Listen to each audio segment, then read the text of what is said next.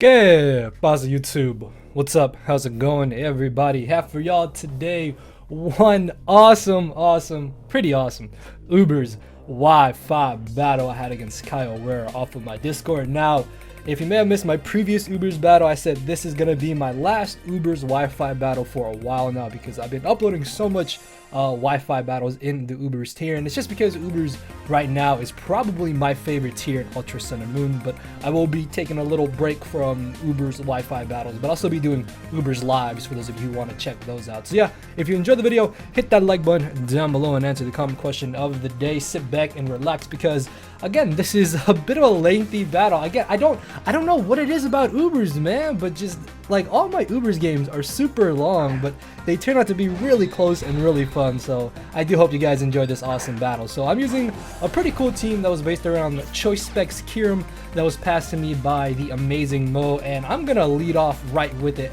as he ends up leading off with his Arceus Fairy. And at turn one, I make kind of a mistake, and I expected him to switch out into his Necrozma, thinking that, or I guess assuming that he wouldn't be able to knock me out, but he just ends up going straight for the Judgment. Now, I don't disagree with that being a bad play at all, but by no means was that a bad play because he made the correct play as where I made the very questionable play of staying in turn one against an Arceus Fairy.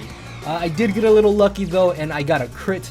I'm not sure how much that really affects this battle, but I'm not gonna lie, it was very handy because now I'm able to knock out his Arceus Fairy. So I will gladly take the exchange of his Arceus for my Kirim, because realistically Kirim wasn't going to be doing entirely too much in this match. He's got a Necrozma Duskmane, he's got a Mars Shadow, and he potentially has a Scarf Yveltal here.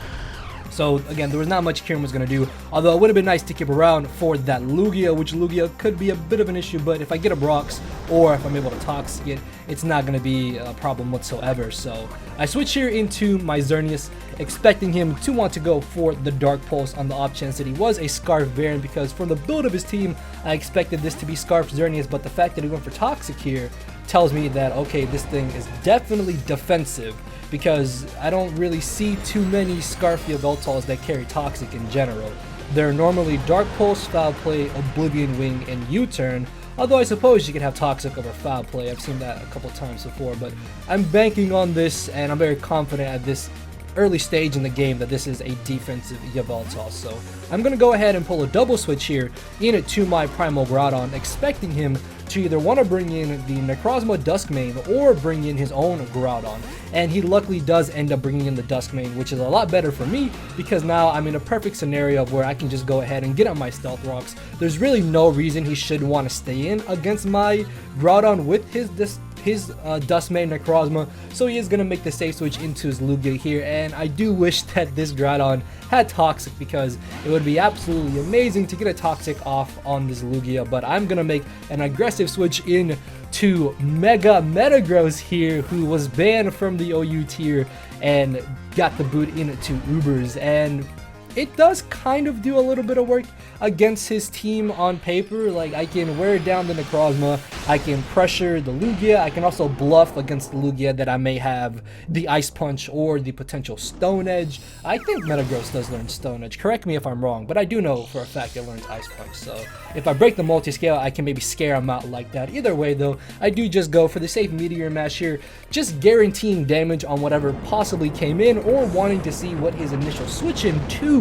my Mega Metagross was going to be, as he does bring in the Necrozma Duskmane here. Judging for how much damage this Earthquake did, I may actually be able to knock him out with another Earthquake, and if I'm able to get rid of this Necrozma, then that means my Yveltal, anytime it comes in, is going to be able to just click Oblivion Wing. And unless he has Scarf and Mars Shadow in the back, which I've actually seen before in Ubers, as crazy as it may sound, I have seen Scarf Mars Shadow before, but if he doesn't have Scarf Mars Shadow, which again is very, very unlikely, then my Scarf Yveltal just outspeeds his entire team, and I can bring it in and click Oblivion Wing against it. So it's going to be absolutely amazing. So I do make the aggressive play, go straight for the Earthquake, as he does predict that. Makes a good switch here into his Lugia. It's going to absolutely eat the Meteor Mash like it was nothing, and he whirlwinds me into my Xerneas. This is a little bit bad just because I am toxic, so there's not really too much I can do against this Lugia, and I make a bit of an over prediction or just a misplay in general, and I decided to go for the Thunder because I thought that maybe he would try to go straight for the Whirlwind, expecting me to go for the Geomancy, because if I had like Hidden Power Ground, then I would be able to do a huge amount of damage to the Primal Groudon and possibly knock out the Necrozma at the low amount of HP that it was at.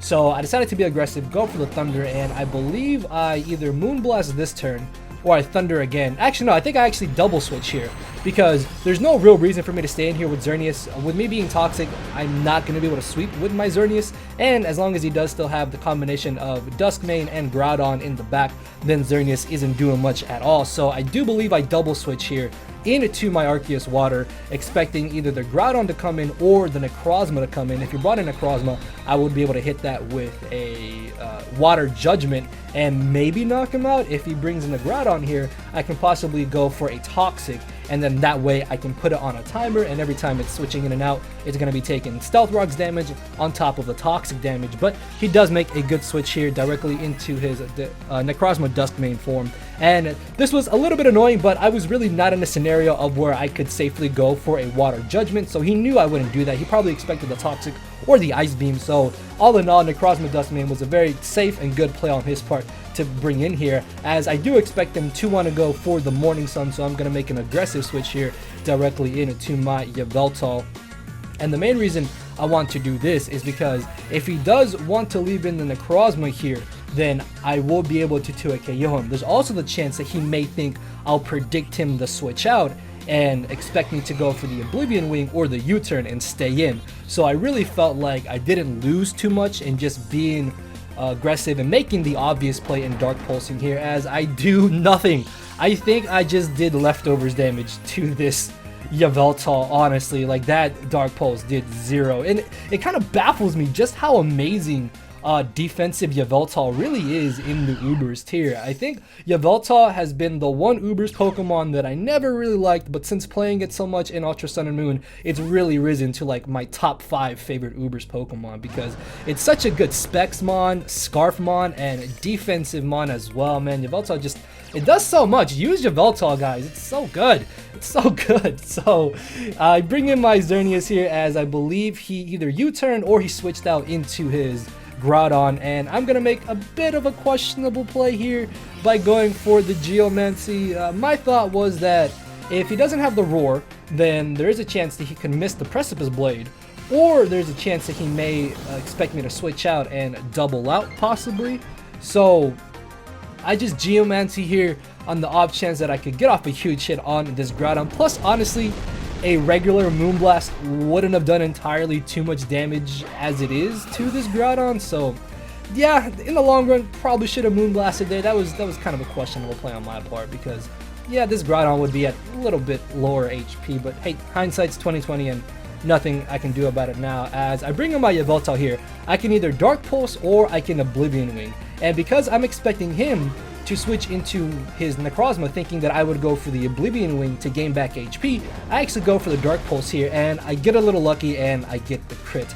I think without that crit, he would have been at around 30-ish to almost 40%, so I'm not sure if he would have wanted to save the Necrozma if I didn't crit him, because if I had been able to keep up offensive pressure, I would have prevented him from being able to go for the Morning Sun. And as you can see here, Yveltal would have come in at around 40-ish%, so it would have come down to how much damage exactly my Dark Pulse did, but as we saw earlier, it didn't do much damage at all. So I think unless I got lucky with some flinches, then I wouldn't have been able to break through Yveltal, but I might have still been able to 2-hit KO the Necrozma if he had left it in. So yeah, getting the crit there was really lucky for me, as I'm going to switch here into my Metagross, completely expecting him to go for the Roost. There's really no reason for him to not go for the Roost, so I can get off a huge hit with the Meteor Mash here, actually doing a really solid chunk of damage. Like, that did more than I was expecting, and then I just kind of get blown back by a Dark Pulse. I kind of low-key expected to live a Dark Pulse because I'm very set on this being defensive Yveltal now, and Mega Metagross has some decent bulk, so I was really surprised that it knocked me out. But I can bring in my own Yveltal here, and I can now freely spam Oblivion Wing because he lost his Duskmane Necrozma. Oblivion Wing here really has no drawbacks for me. As you can see there, I do end up doing a pretty solid chunk of damage to his Yveltal, as he ends up making a really big misplay here. And the reason why I say this was a big misplay is because what he should have done was gone for the Roost before going for the Toxic, because if he had gone for the Roost, I think he would have been able to recover out of the range of where I would have been able to 2-hit KO him with my Oblivion Wing. Then he would have been able to Toxic me, and after living the third Oblivion Wing, he would have been able to go for another Roost and potentially stall me out there. So yeah, I think that was a really big misplay on his part, but I will be able to take advantage of that, and now I can knock out his Yveltal, putting me in a very good position, as now in comes the Primal Groudon here. And again, I really lose nothing in just clicking Oblivion Wing again. I will be able to do massive damage to this Groudon, making it a lot easier for the remainder of my team to be able to knock this out. So I am just going to be aggressive here, go for the Oblivion Wing. If he had stayed in and gone for a Stone Edge, then he most likely would have knocked me out with a combination of the Toxic damage, even though I did gain back a little bit of HP here. But he actually ends up going for the Rock Polish, expecting to be faster than my Yveltal, because at this point in the match, I've brought in Yveltal against things that it typically already outspeeds. So he did not know that I was actually Choice Scarf, and I will actually be able to outspeed him, even though he did boost up to +2, which is kind of insane. So yeah, Scarf Yveltal, man, again, just defensive Yveltal on his team put in work in this match, and as you can see here, offensive Yveltal is putting in some work as well. So at this point, Toxic damage is really starting to rack up on me, and he's going to decide to bring in his Lugia here because his final Mon is that Marshadow, and because I am Scarfed, I outspeed his Marshadow, and I can possibly knock him out with the Oblivion Wing. So him bringing in Lugia here was his best play that he could have made, as he makes a really good play here. Knows I'm not going to stay in because Toxic damage is really wearing me down at this point, and he's going to expect me to switch into most likely my Arceus here to take this Toxic. I think my last mon is actually Primal Groudon, so that also covered me switching into Primal Groudon, as he's actually going to let me get off a Toxic on his Lugia. And the reason why he most likely didn't bring in his Marshadow here was because if I had been aggressive there and went for the Water type Judgment, I actually would have been able to 2-hit KO Marshadow. And unless he was banded, I don't think there was actually a way that Marshadow one-shot my Arceus at the amount of HP that I was at. So definitely Toxic in there was a good play on my part. Plus, if I did sack something off to a Marshadow switch-in, I could then bring in my Yveltal here and just Oblivion Wing again, or spam Dark Pulse. As he Whirlwinds me into my Yveltal, this is a little bit bad because now I'm forced to take an extra turn of Toxic damage, as Lugia just, good lord, Lugia is so stupidly bulky. Why is Lugia so fat? Honestly, man, this thing just takes hits like they're nothing. Like, I was really surprised that it lived that Dark Pulse. Like, Lugia's bulk is insane, so he can just stay in here and spam Roost until eventually the Toxic is going to end up knocking me out there. And I guess I could have possibly gone for the Oblivion Wing just to be able to maybe rack up the Toxic damage a couple extra turns, and in hindsight that might have actually been my better play, but I did not expect Lugia to just eat that Dark Pulse as well as it did. So I'm gonna bring in my Arceus Water here, and at this point, much like earlier, I can 2-hit KO Marshadow on the switch-in. I live any hit, even if he's banded at this high amount of HP. Well, now I live a banded hit. I didn't live one earlier because I was closer to 50%, but I'm pretty sure at this range I live a banded hit. And I can just spam my Judgment here against Lugia because Toxic damage is just really starting to rack up on it. As he Whirlwinds me into my Primal Groudon here, this is perfectly fine because there is actually no way that Primal Groudon should be one-shotted by a Marshadow.